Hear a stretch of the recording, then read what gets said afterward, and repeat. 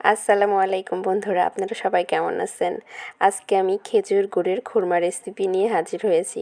এটাকে খুরমা, মুরালি, আঙ্গুলি যে কিছু বলতে পারেন।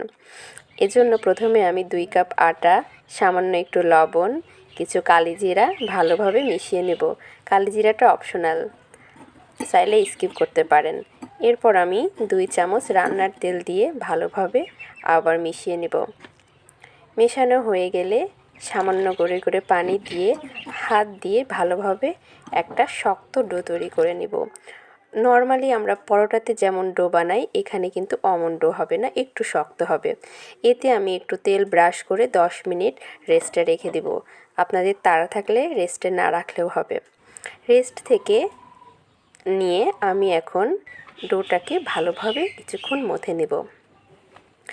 কিছুক্ষণ মথে নিলে এই ডোটা আরও সফট হয়ে যায়, এতে রুটি বেলতে সহজ হয় এবং ভেতরে যদি বাতাস থাকে সেগুলো বের হয়ে যায়। আমি 2টা ভাগ করে নিয়েছি, 2টা ভাগ থেকে এখন আমি রুটি বানিয়ে নেব। রুটিটা একটু মোটা রুটি হবে, নর্মালি আমরা যে রুটিগুলো বানাই তেমন না, একটু বেশি পুরুত্বের হবে। আমি দেখিয়ে দিচ্ছি, এই যে এমন পুরুত্বের হবে। এরপর আমি একটা ছুরির সাহায্যে 2 ভাগ করে চিকন চিকন পিস করে কেটে নিব।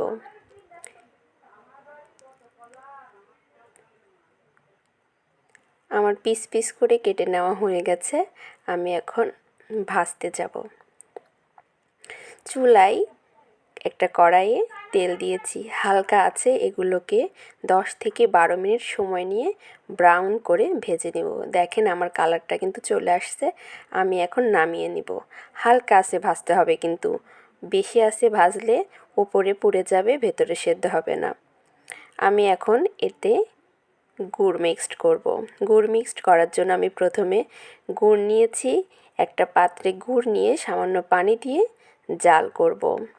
কিছুক্ষণ জাল করার পরে যখন এরকম ভাব চলে আসবে আর একটু জাল করব, আর হাতে নিয়ে দেখবেন 2 আঙ্গুলে চেপে ধরে টান দিলে যখন 2 তার আসবে, তখন তার মধ্যে এই মুরালি বলেন, আঙ্গুলি বলেন, খুরমা বলেন দিয়ে দেবেন।